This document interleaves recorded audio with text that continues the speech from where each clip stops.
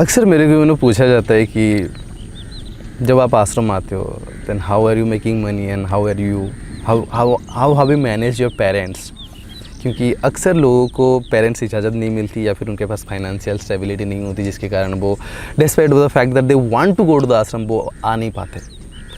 अब फाइनेंस के ऊपर तो मैंने एक वीडियो ऑलरेडी बना चुका है और this video is going to be around my parents कि क्यों मेरे पेरेंट्स मुझे अलाउ करते हैं। अब देखो बचपन में ना मेरे भैया आफ्टर 10th अराउंड 10th के बाद से ही ना वो काफ़ी फ्री हो गए थे। Wherever they he wanted to go he used to go. तब हमारे पास एक बाइक हुआ करता था और he used to take that bike and go anywhere he wanted to go and sometimes used to inform the parents and sometimes he never used to inform. पर मेरे साथ ऐसा नहीं था। बचपन से मुझे काफ़ी कंट्रोल्ड एनवायरनमेंट में बड़ा किया गया and they always try to put me in a safe place. They never wanted me to go here there and everywhere. तो जब भी मैं बाहर जाता था I always used to make sure that my parents know about it and मैं usually बाहर जाता ही नहीं था अगर मैं हूँ तो घर में भी। तो बाइक जो 10th के बाद मेरे भैया को अलाउड था बाइक पर, मेरे को नहीं था। But still somewhere I did something. पर जो कंट्रोल था ना एक बच्चे के ऊपर दैट वाज ऑलवेज देयर। पर स्लोली क्या हुआ, I started staying outside of the home 2010 से लेके 2023 अभी तक। आई मस्ट से कि मैं घर में आई थिंक बहुत कम टाइम रहा होऊंगा। Most of the time I was in the hostel only till today also. So I kind of developed this way of living, that staying out of home. तो अभी क्योंकि मैं थोड़ा सा बड़ा भी हो गया हूँ and I started talking about some mature thing at my home. तो somewhere they have a sense that whatever he does, whatever he says, whatever he feels like doing, I think that, I mean they think at least that is right for himself. अब सबसे बड़ा जो issue है मेरे parents के साथ वो है कि they are not well educated as in after 10th they did not get the opportunity to study further. अब just because they couldn't study further, उनके दिमाग में 10th के बाद कोई आइडिया ही नहीं कि करना क्या होता है। तो किसी भी इंसान का ज़िंदगी जो होता है अपना हम लोगों का ना, तो एक एजुकेशन की लाइफ से शुरू होता है। और 10th के बाद ना मेरे पेरेंट्स को पता नहीं था कि मुझे किस कॉलेज में दें, मुझे ITI करवाएं, डिप्लोमा करवाएं या फिर मुझे नॉर्मल +2 करवाएं। हमारे गांव में there was no single guy who did +2 in science और 10 +2 in science. Everybody after 10th either they did some sort of work, they left the study, or they did some ITI or diploma and they become engineer or some sort of technician or mechanical some sort of technician, okay. But nobody did +2 because everybody thought 10 +2 is hard. It is not easy for anybody to study. But when they put me in 10 +2, so I came and it was literally hard for me as well because जब मैं 10th में था और 10th में 12 में यहाँ पे गया ना, तो ये शिफ्ट होने लगा बिकॉज 10th तक ना हम कम्प्लीटली उड़िया में पढ़ते आ रहे थे। बट 10th से बाद 12th में जब गए ना तो एवरीथिंग टर्न इनटू इंग्लिश। अब literally it was a leap for me and I couldn't take that leap properly. और मैंने देखा कि अपने कॉलेज में भी जो 80-82% लेके आए थे ना बच्चे, वो भी by the end of the college वो 30, 35, 40, 50% लेके जा रहे थे। But in case of me it changed, it turned to different way. मैं 69% था मेरे कॉलेज में स्कूल में and I took 71% in +2 10 +2। So it was 2% of hike, it was not bad इधर। तो ये जो चीज़ें थी मेरे ज़िंदगी में ना, धीरे धीरे यहाँ से लेके आगे कि मुझे आगे क्या करना है, this is something that I had to decide by myself because my parents did not had that idea कि मुझे एक्चुअली क्या करना चाहिए।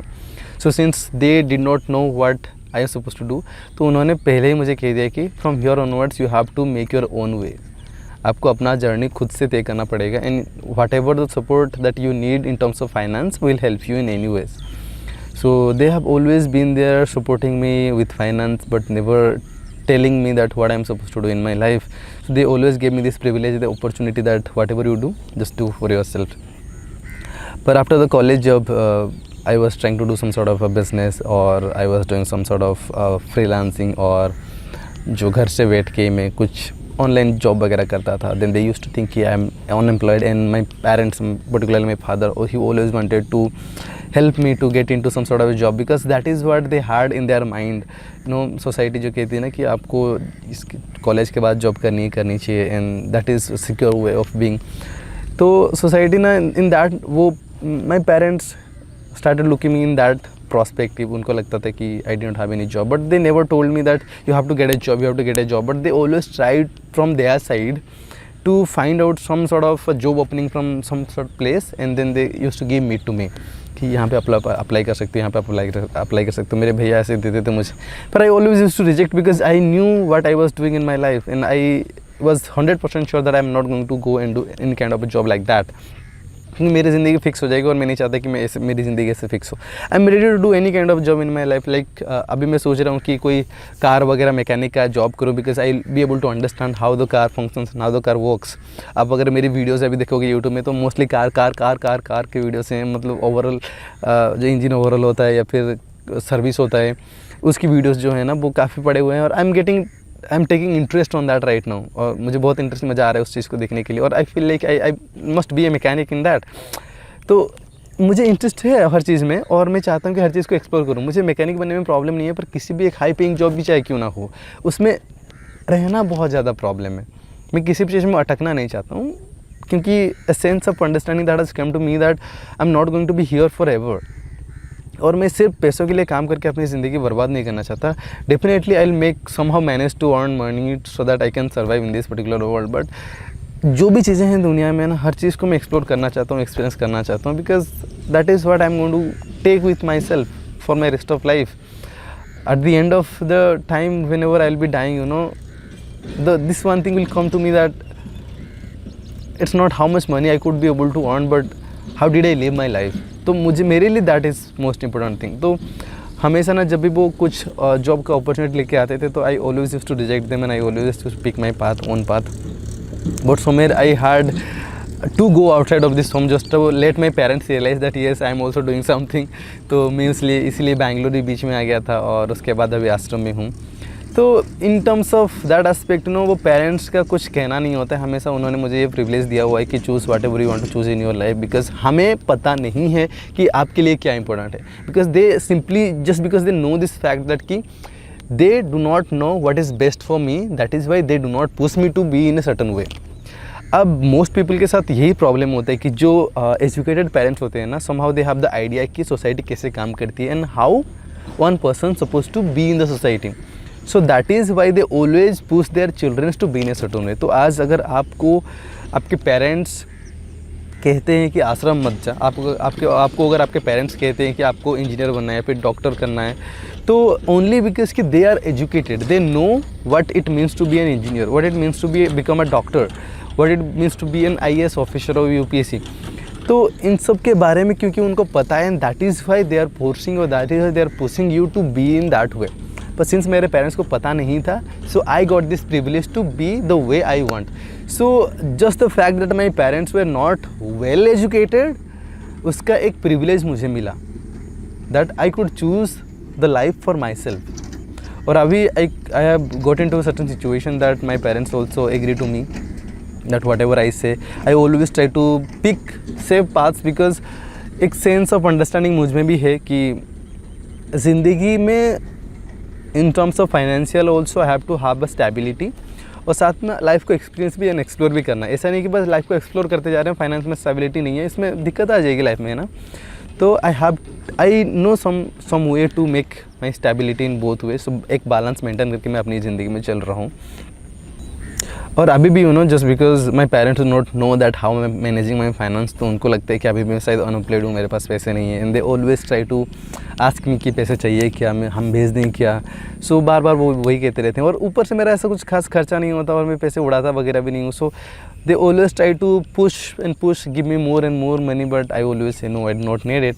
एंड सच में मुझे वैसे पैसे कुछ चाहिए नहीं होता, और एज आई ऑलरेडी मेंशन, वैसे मुझे कुछ खर्चा करने भी नहीं होता। और यहाँ पे भी आश्रम में भी चाहे मुझे फूड तो शेल्टर मिल ही जा रहा है, और वापस उसके बाद अगर टॉयलेटरी की कुछ चीज़ें होती हैं तो वो मैंने ऑलरेडी लेके रखा हुआ है।